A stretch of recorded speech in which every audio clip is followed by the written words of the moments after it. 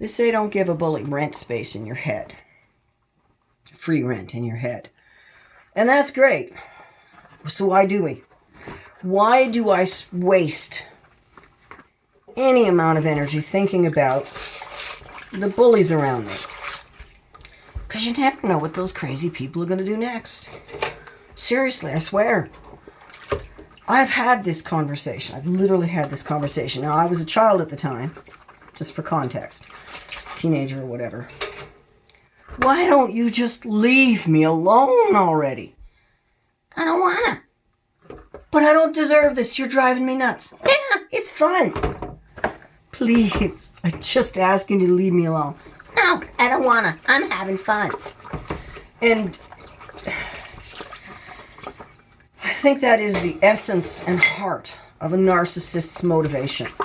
And you need to understand that if you're dealing with a narcissist, whether it's the next door person who flipped a switch one day when they realized they couldn't control you and started doing really ignorant stuff, or it's the bully down the block that's yelling at everybody, his kids, his dog, and you for existing, or it's that guy whose yard is just littering rats out into the neighborhood and leaving his cats all over the place.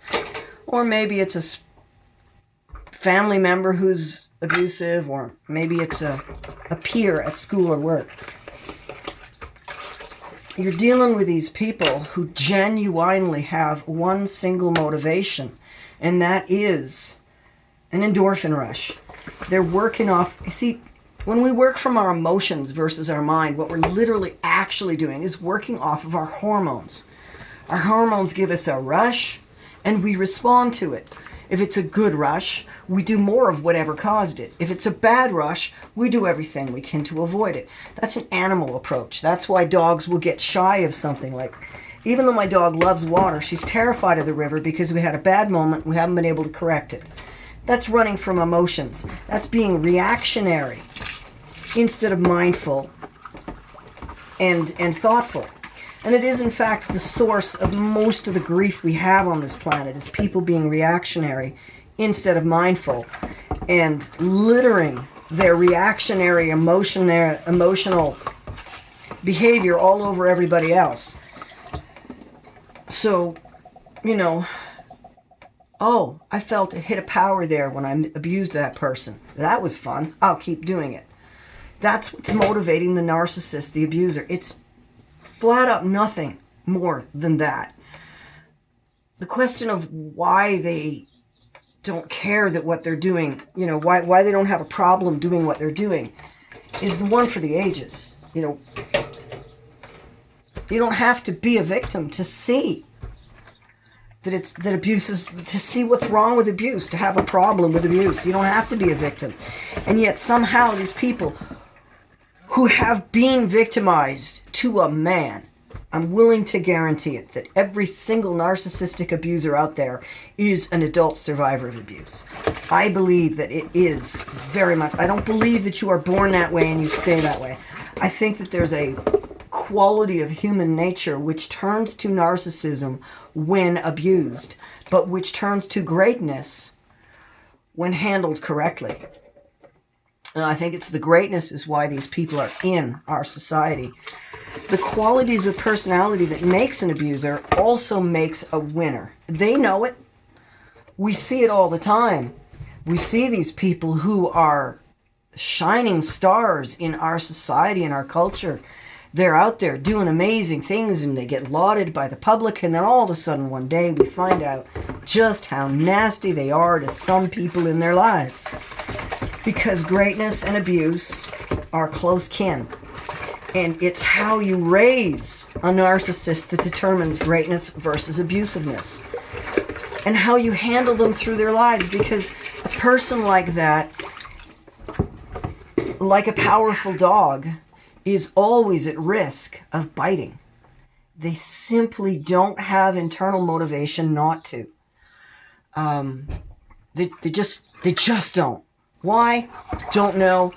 Maybe they killed those feelings as children, or maybe it is human nature to have that side of us. I mean, somebody's got to be there to do the hunting and the butchering and the warring and the leading and the hard choices. It is a part of human nature. So when you're dealing with a bully, they're going to look you right in the face if you call them on it. At some point in that relationship, they will tell you straight up that they don't give a damn. Some of them are more passive-aggressive or sneaky about it, and they will tell you that talking about someone else, not you. Oh, I care about you. But frankly, it's very easy for me to turn off my emotions. And they'll proudly brag about it at some point in the relationship. That's one of your clues that you're dealing with someone who is motivated by external rewards only, because their emotions are tied to entirely to selfish focuses. They don't have unselfish focus. When they are generous for political maneuvering purposes. It may be a random generosity, they're grooming you for the future, or it may be a specific generosity, they're trying to curry favor. But they're not being generous because seeing you happy gives them joy. You know that empathic joy that you feel when someone else is happy? You could be sitting in a puddle of your own hangover vomit on a Sunday morning, wondering what went wrong with your life, look up, see a couple in love, and have a moment to smile. That's empathy. And it's one of the reasons why smiling at people makes other people feel good. And crying in front of other people makes them feel bad. Empathy. Human beings, that's another, that's the other side of human beings, is mirroring each other's emotions.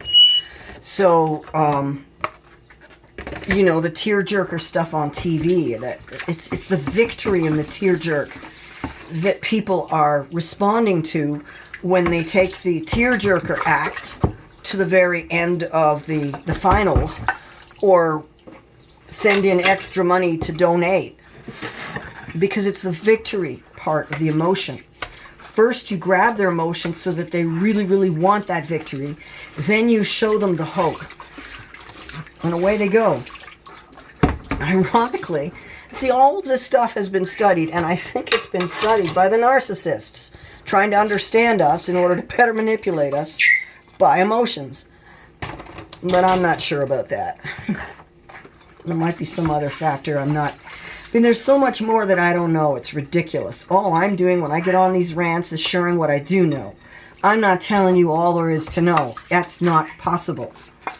I have spent my entire life asking why and trying to find the answer. I swear to God, I never outgrew that at age 5. And the one thing you really learn, the more you know you don't know. This is something that comes through, and everybody who has knowledge will inevitably mention that. For instance, when you speak to a specialist in his field, if you were to pin down what's the most important difference between a rank amateur and a journeyman, not a master, and he'll say the journeyman understands how little he knows. The amateur thinks he's got it. And then, of course, when you get up to your masters and stuff, now you've got your master skills. These are people who are teaching, but they still know how much there is yet to learn. And they still go, and they brush up, and they study up, and they keep learning because they know. I'm married to someone who's a master at his trade. A master. Still in demand. In fact, more in demand now that all the other people got laid off, if you can understand the level of skill. Been at it that long, puts that much of himself into it. Master at his trade. And he still picks up new tricks. He diversifies or fine-tunes. He's always learning. That's one of the secrets about success, is you're never finished. I think I'm going to leave you here. I'm going to finish this and leave you with this thought. You may not judge a person's success in life until they have enough lines on their face to judge whether they frowned or smiled more. That is to say, the more smile lines you have in comparison to your frown lines, the more successful you are. And if you are not wrinkled enough to do the measure, you aren't old enough to judge yet. Keep going, keep plugging, and keep smiling. Nobody's going to know you smiled through your crises, that you smiled through your sorrows. No one's going to know that those sorrows took you so far down that rabbit hole of sadness, because your face will smile. Your face will be smiling. Keep a smile plastered on your face. It helps you feel a little better when it's happening, and it keeps that face looking successful.